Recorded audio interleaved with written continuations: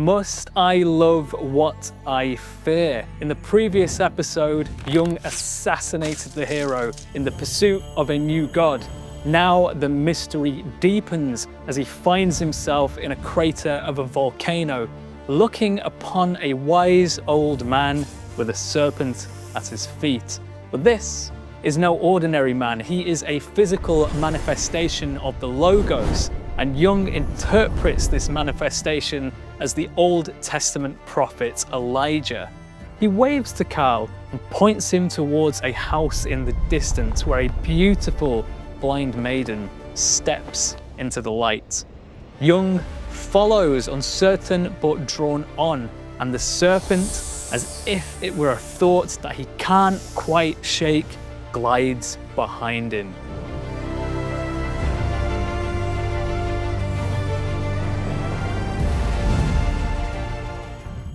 Darkness reigns inside the house.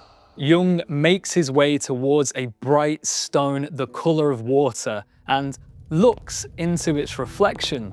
He sees images of Eve, the tree, and the serpent, followed by a vision of Odysseus and his ocean voyage. Jung turns his gaze away from the stone to witness a door opening to a garden full of bright sunlight, and then the prophet speaks.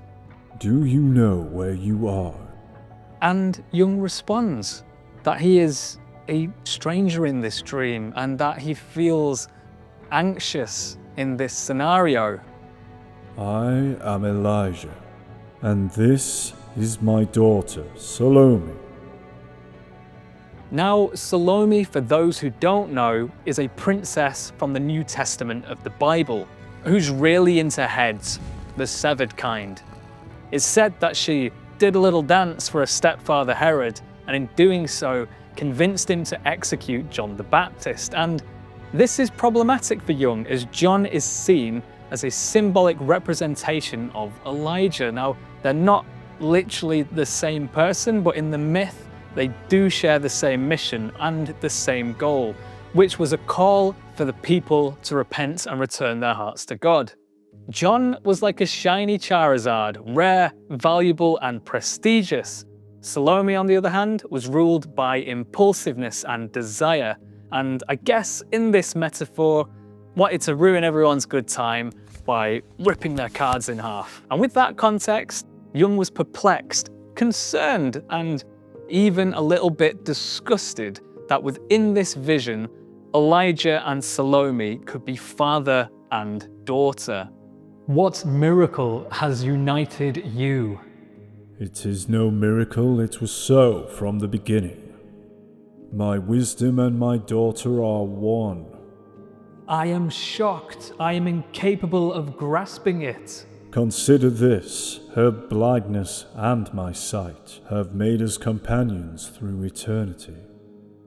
This is all a bit much for Jung, and he asks Elijah if he is truly in the underworld. But before Elijah can respond, Salome butts into the conversation with, "Do you love me?" ugh. Now, Carl's quick to dress her down.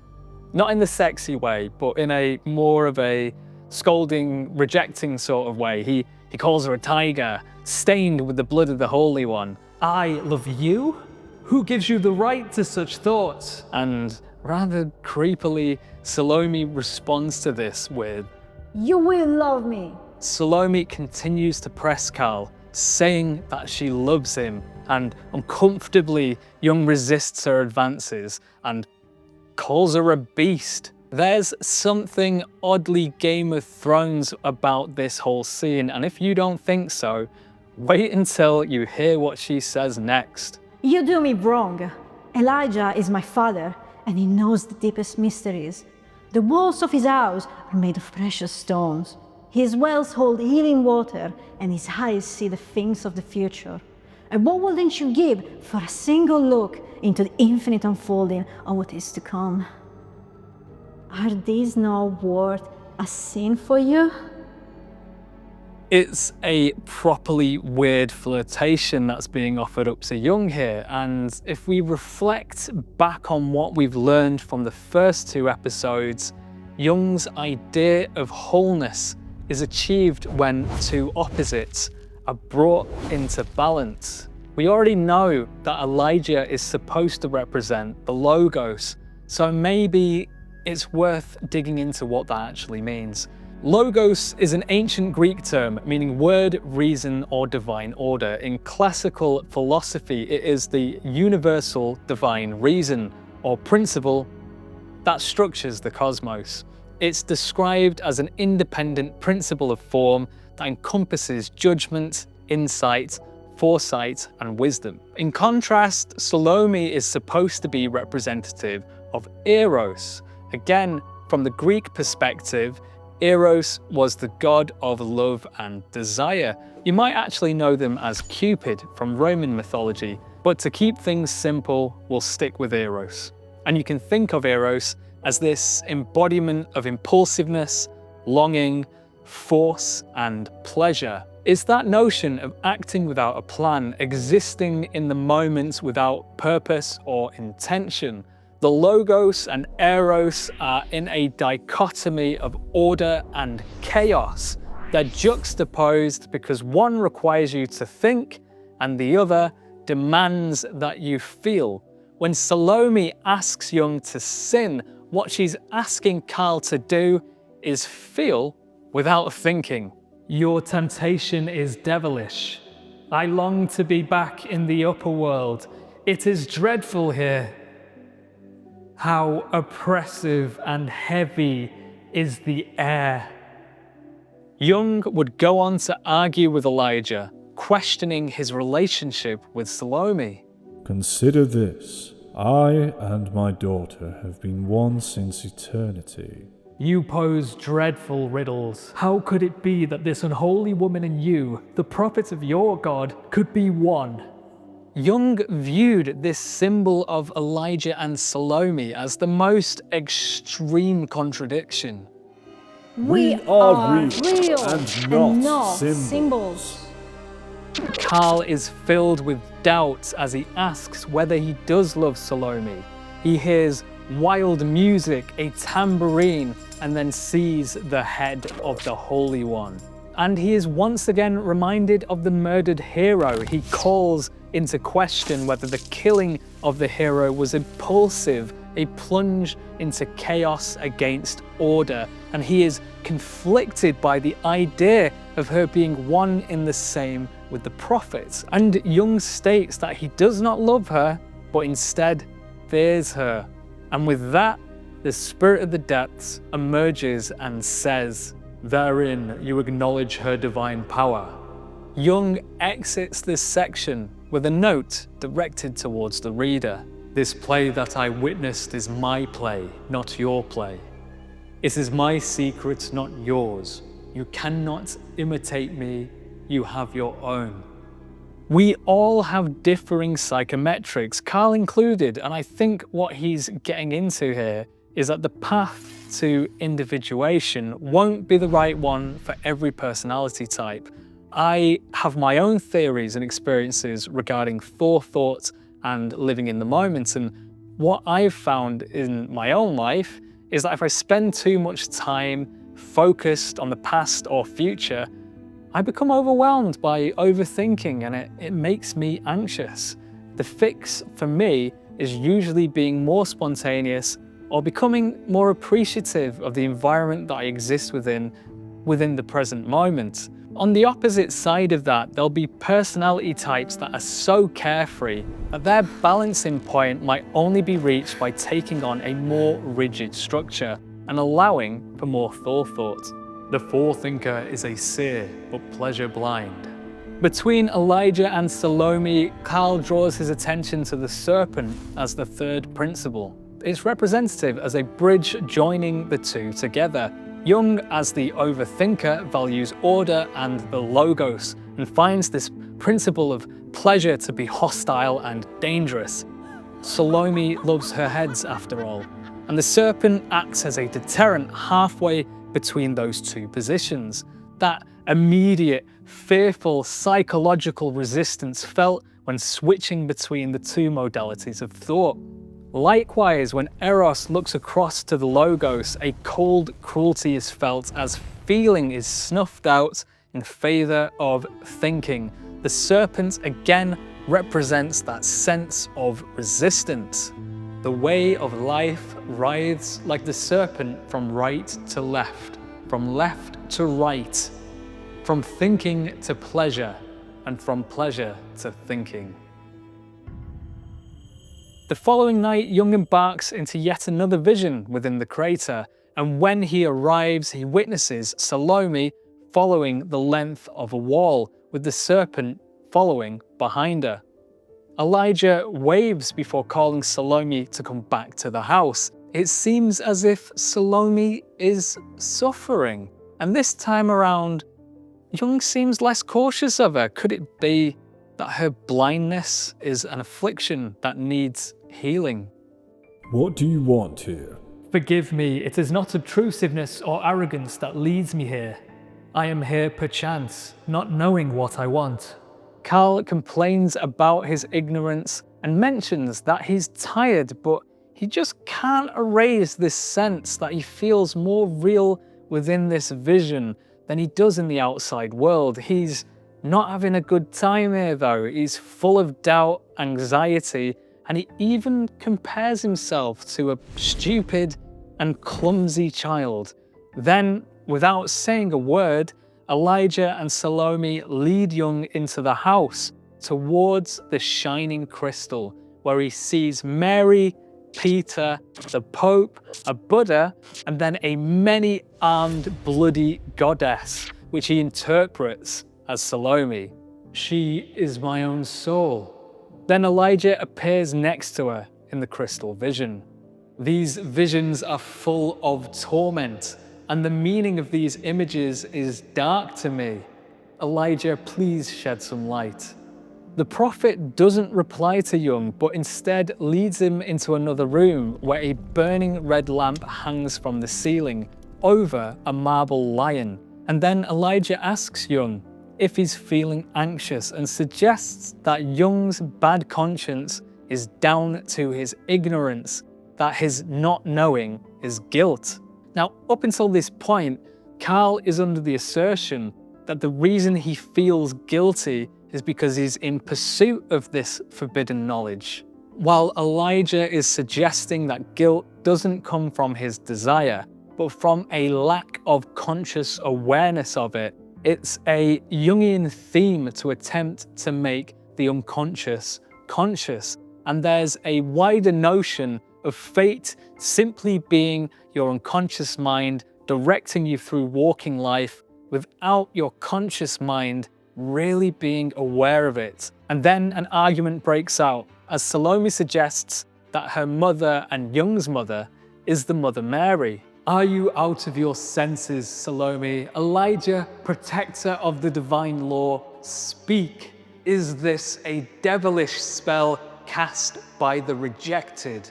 Jung accuses Elijah and Salome of being symbols, and once again, they claim that they are real. It's this notion that an idea doesn't have to be tangible to exist within reality. It's the very essence of the unconscious mind making itself known. The conscious mind doesn't like the idea of falling out of control and therefore wishes to dismiss the validity of the unconscious. And I think this highlights the fact that the vast majority of people are experiencing life through a very narrow perception, which is solely focused on organizing their experience with language. This narrow view of the self dismisses the more emotive and visual side of our human experience. We are certainly what you call real. Here we are, and you have to accept us. The choice is yours. A golden red flame burns on a round altar, and the serpent has encircled that flame.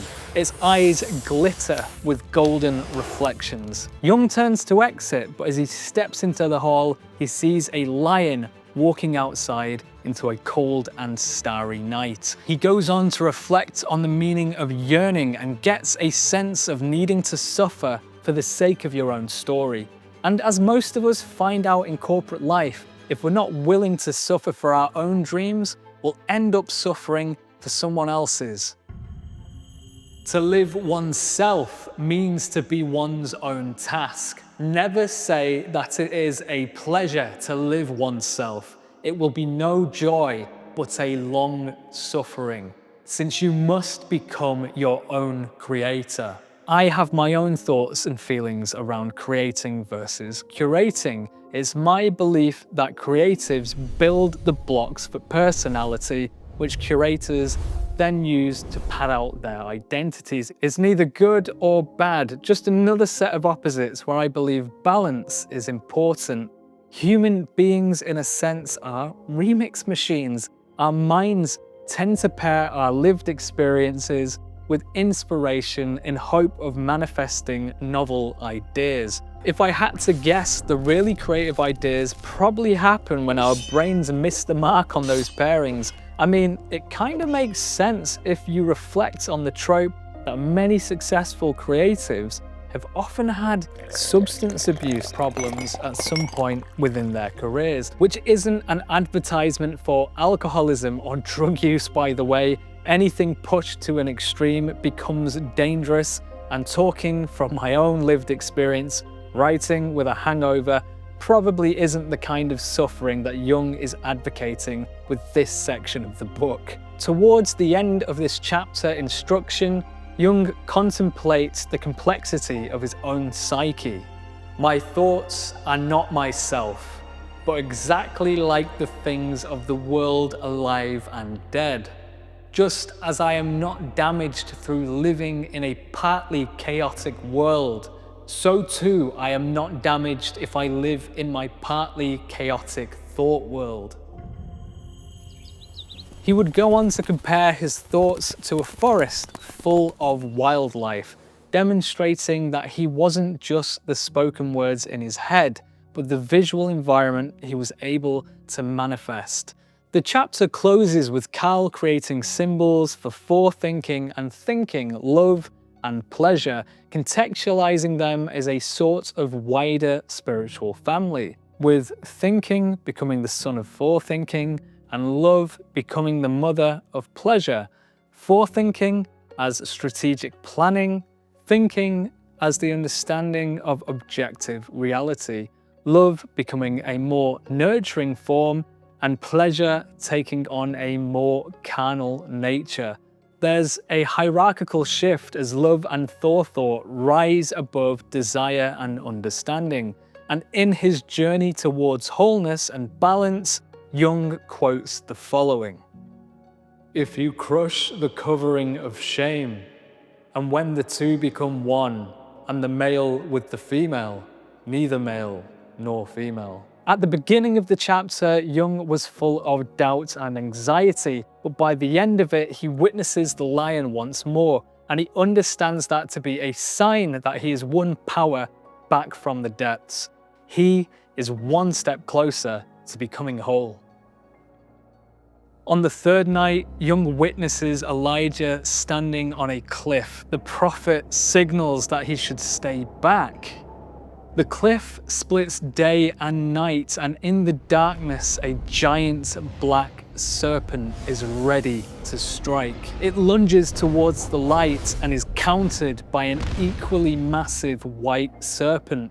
The two creatures thrust their heads towards each other. It appears that the white serpent is losing the conflict until it launches a final strike which turns the black serpent's head white. Both serpents then vanish into their respective environments. Elijah is quick to ask Jung if he understands what he has just witnessed, and he posits that he's just seen the dichotomy between good and evil, that they both harbored power, but by staying grounded in the center and not partaking in the evil, good became the victor. The subsequent disappearance of the serpents afterwards denotes that the opposition of good and evil has become ineffective or has lost its immediate significance, freeing the self from the unconditional power of the moralistic worldview. And the answer seems sufficient to Elijah, and they begin to climb the mountain until they arrive at a stone altar. This is the temple of the sun. This place is a vessel that collects the light of the sun. In the book, this sentence is highlighted in red to signify its relevance. So what does it mean?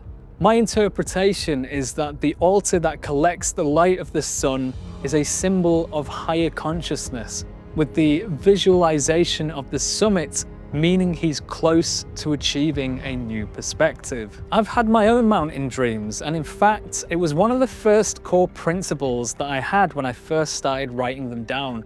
And I have to admit, bluntly, I was very dismissive of dream journaling before that, but I was in a rut and I was willing to try anything to get myself out of it. But the resulting synchronicities actually led me to my wife. There have definitely been moments in my life that have felt like fate, and that was one of those moments. It started when I went to the pub with my brother and our friend Abed. It was about half a year after I'd broken up with an ex. Work had slowed down, my career felt like it was beginning to stagnate, and after a couple of beers in, they both asked why I wasn't getting back into the dating world, and rather dismissively, I told them that I wasn't who I needed to be yet. See, I had this idea that in order to be valuable in a relationship, I needed to have peaked, you know. Perfect health, money, career success. I had to be the complete package. But as the night continued, they spoke about their own relationships and began to sell me on the idea that a healthy and meaningful relationship is built on a journey. If I was waiting for some far off point in the future where I'd already achieved everything on my own, it's less likely that I'd be happy with a partner who didn't struggle on the way up with me. And I'll be honest, in the heat of the moment, I wasn't having any of it until I remembered my reoccurring mountain dreams and that they represent a needed change of perspective. And when I brought this up to my brother, he decided that we'd climb a mountain the next day. So I booked a hotel in the Lake District and we made plans to drive over first thing in the morning. Hungover and underprepared for the hike, we made it to the top of the closest thing to a mountain that we could find, which just so happened to be a fell named Catbells. The vista was like something out of Middle-earth, and after making the climb and witnessing the majesty of the lakes, I decided that I'd give dating another go. We snapped a couple of pictures at the summit, and on the way home, I made a dating profile, begrudgingly so. But I uploaded the shot of me at the peak, and well, I got a match. It was a beautiful woman with dyed red hair, and she had pictures of a similar hike to mine. Now, sure, you can say that a lot of people go on hikes. It doesn't mean anything. But the strangest part of all of this isn't how we met, it's how she proposed. A few years earlier, I was beginning to learn to draw and was partaking in a challenge called Inktober.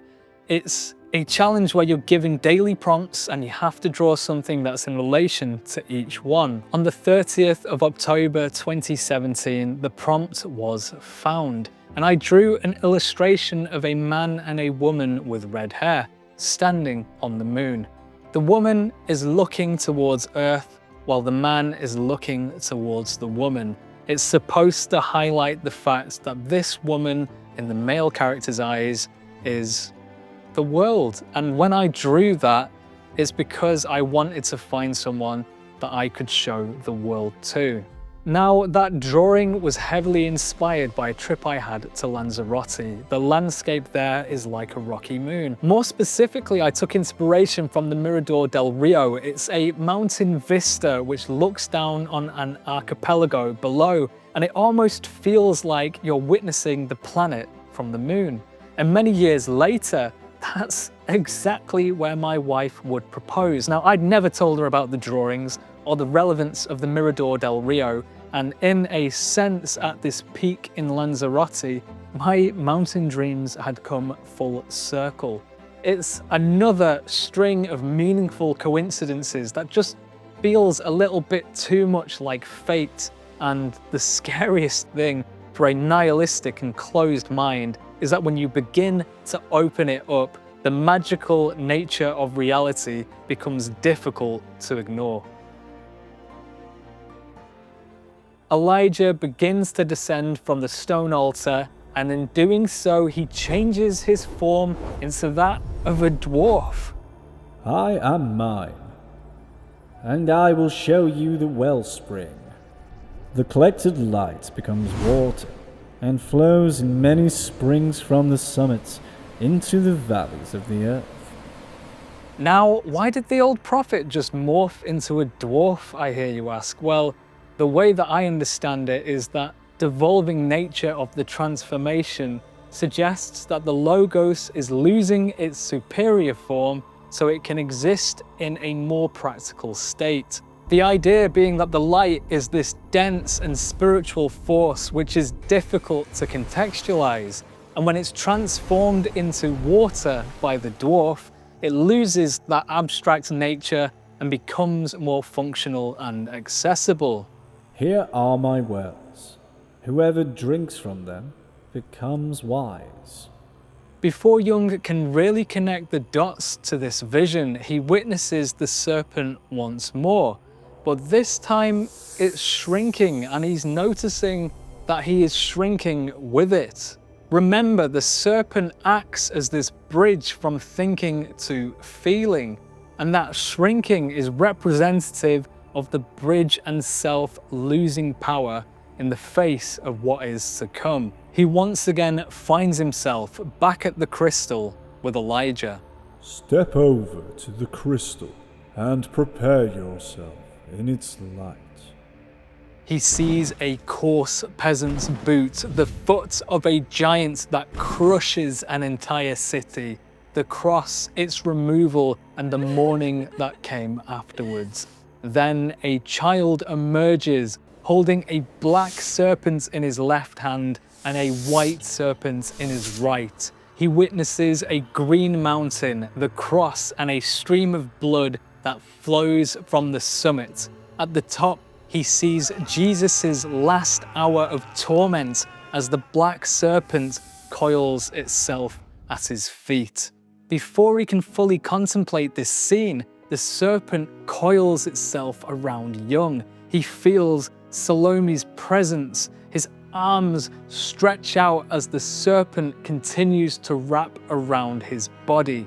He also notices that his facial expression becomes like that of a lion. And at this moment, Salome emerges and tells Jung that he is Christ.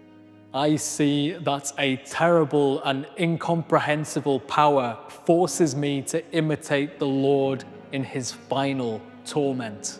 As the serpent squeezes Carl, blood flows down the side of the mountain. Salome wraps her hair around Jung's feet before she cries. I see light. Her eyes are now truly open. This act of binding herself to the feet of the self-sacrificed shifts her away from pleasure-seeking and towards love. If you crush the covering of shame, and when the two become one, and the male with the female, neither male nor female. Salome's shame associated with her bad qualities is crushed through participation in the ultimate spiritual act of self-giving. Pleasure is blind, but love is sighted. The serpent falls from Jung's body, and the tormenting force of the opposites is resolved. The pair kneel before the prophet, who now shines like a flame. Your work is fulfilled here. Other things will come. Seek untiringly, and above all, write exactly what you see. So, a lot has happened in this episode, and it can be a little tough to interpret it. But when you boil it down, I think it's mostly an allegory for the split between thinking and feeling. Now, if you've ever done a Myers-Briggs personality test before, you'll already be aware of that dichotomy. My interpretation of Jung's experience is a revealing of two tiers of consciousness. a base level consciousness focusing on an understanding of objective reality and doing so within a feeling of desire.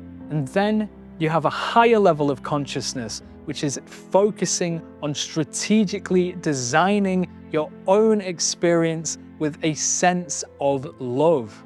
The biblical motif of self-sacrifice is that embodiment of love. Forethinking is singleness, love is togetherness. Both need one another, and yet they kill one another, since men do not know that the conflict occurs inside themselves. They go mad, and one lays the blame on the other. Like in the earlier episodes, Jung once again concludes that real-world conflict is a result of these unresolved and unconscious inner conflicts. If one half of mankind is at fault, then every man is half at fault. If you are aggravated against your brother, think that you are aggravated against the brother in you. That is, against what's in you is similar to your brother.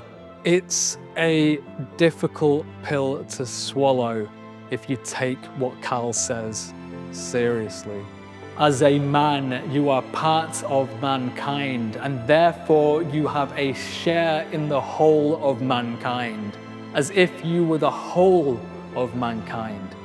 If you overpower and kill your fellow man who is contrary to you, then you also kill that person in yourself and have murdered a part of your life. The spirit of this dead man follows you and does not let your life become joyful. You need wholeness to live onward. Jung closes out this chapter reflecting on his visions as a sort of roadmap that he knows he is to follow. He recognizes that the integration of these ideas would not come instantly, but would require a level of patience and practice. I did not possess any of those boons that the mystery showed me, for I still had to earn all of them. Jung may have witnessed the process, but seeing it is not the same as mastering it. And with that understanding, Jung now felt ready to begin his journey. Hey, I just want to say a quick thank you if you've taken the time to watch the series so far. Liking, subscribing, and even leaving a comment does so much to help boost its relevance in the algorithm, and it pushes it to the right audience too. If you've not seen the last episode, you can catch it here. It's a deep dive into Jung's fight with his inner hero and his perception of perfection. In the next episode, which is going to be here, we'll be moving away from Liber Primus to Liber Secundus, where Jung encounters the Red One. Thanks again, and I hope to see you there.